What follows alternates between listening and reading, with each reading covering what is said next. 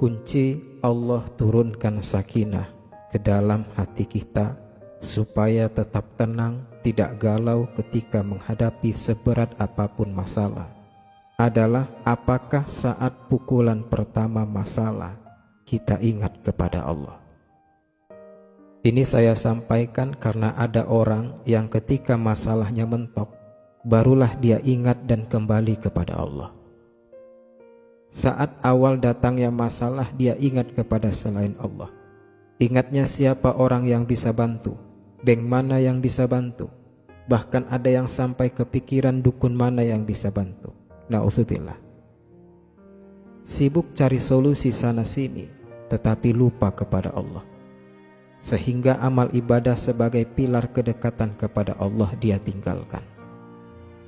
Nah, orang yang saat di pukulan pertama masalah ingat kepada selain Allah, Allah buat hatinya gelisah, galau, kecewa, dan akhirnya frustasi, dan ada yang bunuh diri atau membunuh.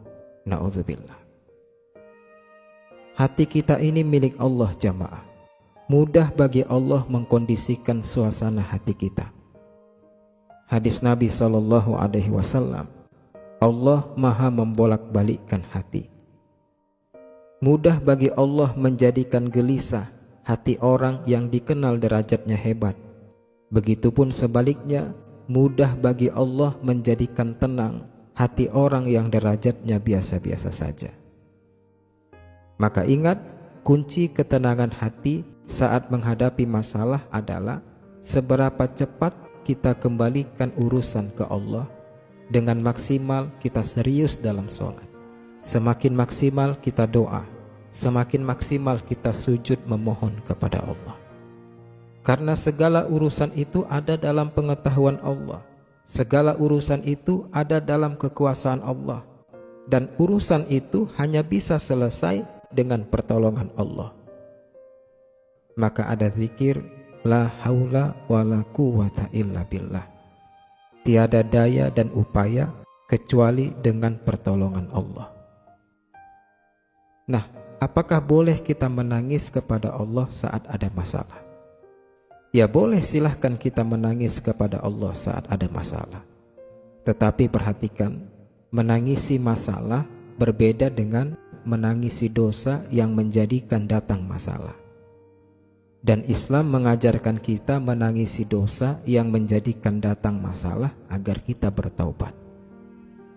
Ingat kisah Nabi Yunus alaihissalam yang pernah saya sampaikan di kajian kita. Ketika Nabi Yunus berada dalam gelapnya perut ikan, Nabi Yunus menangisi dosa yang menjadikan datang masalah. Doa Nabi Yunus, la ilaha illa anta subhanaka inni kuntu minaz zalimin. Tiada sesembahan yang berhak disembah kecuali Engkau ya Allah. Maha suci Engkau, sesungguhnya aku adalah termasuk orang-orang yang berbuat zalim kepada diri sendiri. Nabi Yunus tidak menangisi mengapa dia dimasukkan ke dalam perut ikan sedangkan dia Nabi. Nabi Yunus tidak menangisi mengapa Allah hukum dengan gelapnya dalam perut ikan.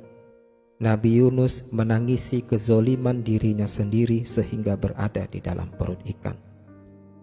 Dan akhirnya Allah berikan ampunan dan Nabi Yunus bertaubat dan dikembalikanlah Nabi Yunus ke daratan. Maka jika hari ini kita ada masalah, tangisi dosa yang menjadikan datang masalah dengan kita memohon ampunan Allah dan kita juga bertaubat kepada Allah.